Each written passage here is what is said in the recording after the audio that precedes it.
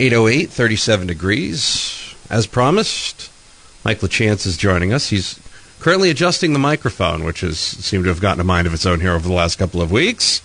City Councilor, and he's here talking, of course, also he's the Androscoggin County Budget Commissioner as well. A lot of good stuff here. So let's talk about the article that you had yesterday in the Sun Journal about the Budget Commission and the Budget Committee and kind of what happened there. Kind of catch listeners up if they didn't get a chance to read it on what's happening and what's going on with that.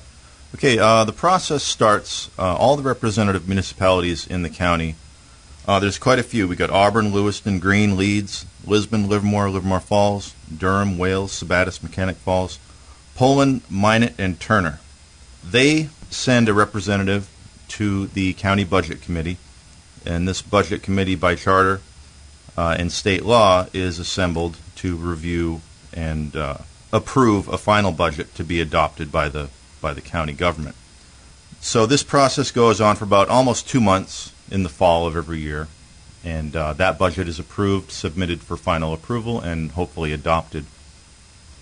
What happened this year was the budget committee adjourned with an approved budget. The commissioners didn't like it.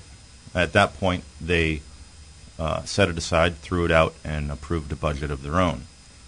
Now, that's contentious in itself, but what I found about 3 weeks ago doing some research is there is a pesky state law that requires that if a county uses a charter to administer their budgeting and things like that, the requirement of a budget committee infers, this is by state law, that any budget adopted by the commissioners must be approved by the budget committee. In a nutshell, the state law requires that the budget adopted be approved by the budget committee.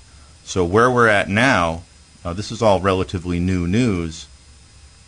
There's a potential crisis here because if, in fact, that is the case, and I do believe it is, what the commissioners did would be in violation of the state law. It's Title 30A, Section 1353. For anybody wants to Google it, they can bring it up. And it's exciting, riveting reading, but if you pull out the details in that statute, it's pretty clear what it says. Do you think this was just a case of they didn't like something, so let's do what we can to make it more favorable to us? Or do you think they really just didn't know that there was a law in the books that basically said, hey, you can't do this? I'm not sure. I know they didn't like it. The Budget Committee wasn't aware of this 1353 law.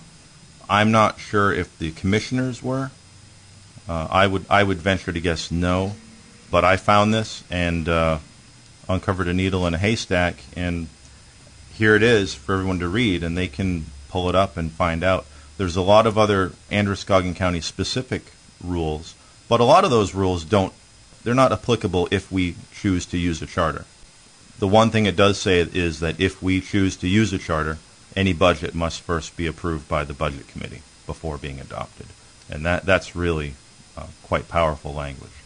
Mike Lachance is the Ward 7 City Councilor in Lewiston, and he also serves on the Androscoggin County Budget Committee since being elected as councilor. We'll have more with him coming up. It is 37 degrees outside. It is 8:13. 19. We're in with Lewiston City Councilor Mike Lachance. He also serves on the Androscoggin County Budget Committee. He also serves on the Lewiston Finance Committee. Is there anything you don't do politically in Lewiston at this point, Mike? Run for mayor. Run for mayor. No, not yet. Maybe in a few years. No plans. No plans.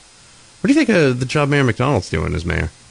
He's doing good. You know, he told us early on we have families and jobs and livelihoods to maintain, and he's retired and doesn't have to answer to anybody. So he has opted to take on the highly volatile positions and contentions and take that heat since his employer is not going to fire him because he doesn't really have one. Right. And he's retired. So that was a real breath of fresh air for some of us who are passionate about certain things. But, he's willing to go out there on a limb and say things that are difficult to say. And I think one of the things Bob has done, whether you like him or not, is he's a real good icebreaker.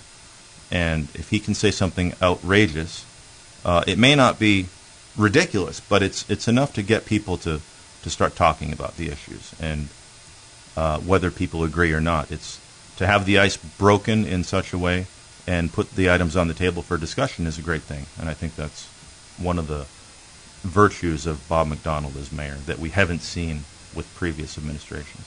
What got you into politics, and what made you decide to run, and what's been keeping you around? Well, I've been in the area for quite a long time, and I had considered running for council, but I didn't know anybody, and it seemed kind of a faraway endeavor, something you can't just do. Little did I know that it isn't that difficult, and I happened to be in McDonald's, and Bob's campaign manager at the time, who I didn't know and didn't know that's who he was, happened to be there with a Bob Macdonald pin on, and I started talking to him, and this was prior to Bob's winning his first election. And we got to talking and hit it off, and lo and behold, Bob got elected. I was asked if I wanted to be on a board after that election. I said, sure. I got appointed to the Board of Appeals and was there for 2 years. And in that process, I got to see a lot of the inner workings of City Hall, and it opened my eyes. And in that same time, I got to meet a lot of people and make some connections and realize that it is not too far out there to run for City Council. I made the decision, and I ran, and it worked out, and I've been there over a year.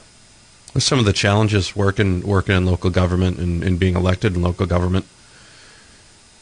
Well, it's a lot of responsibility. You've got you're 1 out of 7 people, and you have a 1 in 7 chance of really changing the city, and it's really more than a 1 in 7 chance.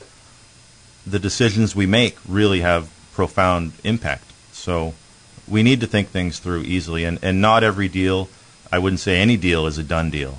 Things aren't in the bag, they're not worked out beforehand, at least not on a city council level. We go at issues publicly and privately, and there's all ends of the spectrum politically and ideologically. But I think we do a good job at the end of the day coming together and really arriving at the point that best suits the city. And it's difficult because we can take a hardline partisan approach ideologically and just go out there and dig in. And sometimes we all do that in our own way, but the biggest challenge is to come together and arrive at a point where we all agree that, yeah, this is the best approach, given what we have to work with. Lewiston City Councilor Mike Lachance joins us this hour on The Breakfast Club. He's the City Councilor in Ward 7. We'll have more with him coming up, talk about the county budget, and continue to talk about Lewiston city business. 37 degrees, 8:23, only here on the Z. 37 degrees, 8:38 on a Monday morning, Martin Luther King Day 2015. Lewiston City Councilor Mike Lachance is in. We're talking about all sorts of county business and city business. Let's go back to the budget debate. That again was in the op-ed that you wrote yesterday for the Sun Journal. I would probably take a look at that, folks, if you haven't, especially if you live in this county, which I know most of you do, especially if you're in the listening area. How do you think this is going to get resolved? It's a good question. There's some options. If following the letter of the law, the commissioners can bring the budget back to the budget committee for review. This is the new budget that they gave themselves after they threw the budget committee approved budget out. So they could take their budget that they have now, bring it back to the budget committee for review. If the budget committee makes any adjustments, regardless of that, the budget committee could approve it. At that point, they present it back to the commissioners, and that could be adopted. Or they could dig in and stand their line. We could wait for an opinion from the Attorney General. If she chooses to do nothing, this may go to some sort of legal action with all the municipalities in the county coming together. It's all speculation at this point. There's no way to tell where it's going to go, but it'll be interesting regardless, one way or another. What was the difference, the biggest difference in the budget that they passed as was approved by the budget committee? Well, the debate that went on for months, almost 2 months, that's the budget committee process. There's department budgets, there are salaries, compensation. All of these things were discussed and debated in that process. It was not easy. There was some good back and forth in that process, and at the end of the day, the county commissioners had a different opinion as to what they felt their compensation should be. So they scrapped what we approved and basically gave themselves their own budget. And I mean, that's where it was left at. The whole debate about who deserves what and what other commissioners make in other counties, that's been done. That's the budget process itself. So where we're at now is strictly where do we go from here legally with the state law, the county charter, and who's going to do what going forward. So that's what I'm focusing on, not the debate about who deserves what. That's been done. And I think at this point we just have to rely on the legal aspects of what the law says. So as an outsider, and I don't want to get you involved in this because I just want to break this down for the people because I feel like I'm a man of the people. I'm joking. I'm not. But anyways, it sounds like basically there was a set budget set up for this county budget commission. They were going to make X amount of dollars and they threw it out. Did they give them, just based on facts here, did they give themselves more money when they put this in? Well, in the original budget, the three sitting commissioners at the very outset of this process retained their $7,200 pay, and the incoming commissioners were going to get $5,000. After they got a feel for the budget committee and the positions of the budget committee as a whole, they brought back a budget where everyone would receive $5,000. There was a full health care package with all that too. So, and that was where we started at with the budget process, and we worked through that line by line. It was pretty intensive discussion, a lot of back and forth. What the budget committee arrived at, given the bigger number of commissioners and a new county administrator who's going to be coming on, we felt that the compensation should be less than what the commissioners were recommending. And that, in a nutshell, is where the contentions started. Thank you. That's all I need. Thank you, Councilor. Yeah, so you can. Yeah, no, that's good. No cross-examination there. That's really what we needed. City Councilor Mike Lachance. He's talking about county business and city business. We're talking about the Androscoggin County budget and all sorts of different things. We're going to talk more about Lewiston here coming up. It's 37 degrees. It's 8:43. You're listening to Z105.5. It is 8:49 on a Monday morning. Lewiston City Councilor Mike Lachance is in, and we're talking about all sorts of different things here. Let's flip over to the Lewiston side of things. I assume you talk to your constituents in Ward 7 pretty often. What are they telling you the biggest challenges are over in Lewiston? Well, when I was knocking on doors endlessly last, it's over a year ago now, there was two things I was hearing, and this is from Democrats, Republicans, Independents, unenrolled. I mean, it didn't matter what party people were. Everybody was saying the same thing, at least in Ward 7. Taxes and welfare.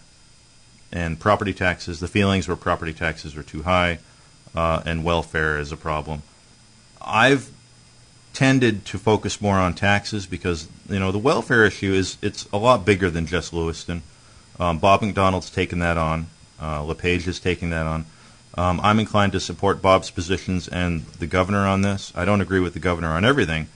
When it comes to welfare, the initiatives that he's proposing, it's really giving some accountability and tightening the belt on abuses that are potentially happening on a small and big level.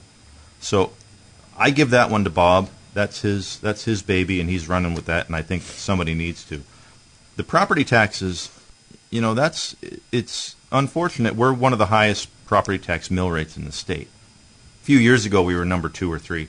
I think we're in the top 5 still. The revenue sharing, removing the revenue sharing on a state level, that's one of the things I have an issue with. Personally, I'd rather get rid of the revenue sharing, but I don't think that should be done unless the towns and municipalities are given back the ability to collect that revenue that's being taken away. And that's local option sales tax. I've talked about this. One of the issues I have is unless a local option sales tax were directly tied to a reduction in property taxes, there is no way I would support that. So we can't just have another tax. If we're going to be able to tax on a local level, that needs to be balanced back out with a reduction in property taxes. Because the city of Lewiston is depending on property taxes for far too much of its budget. And that dependency is why we have such a high property tax rate. And it also affects the school budget, because it seems like every year, I live over in Mechanic Falls in that area, every year it's, okay, well, do you want your property taxes to go up, or do you want to cut education? And that seems to be the counterpoint for just about everything in a lot of the small towns in the state. Obviously, Lewiston's not a small town. It's a much bigger one. Dare I call it a city, probably, because that's what it is. But that really seems to be the juxtaposition of it, is really those two things match out head on. So you're right there. There's too much of a reliance on this property tax at this point. And with the school budgets, I mean, a lot of those are state mandated. We have so many well-intentioned mandated programs coming down from the state. They're put on the municipalities, and we have to find the money for a lot of those. And one of the contentions I have is, when are these going to end? I mean, the road to failure is lined with good intentions. Whatever the saying is, it does apply, because these are all great programs, but we don't have the money to pay for them all. So if the state is going to require the municipalities to operate these programs, they need to provide the funding for that. They don't always do that, and we're left scrambling for funds.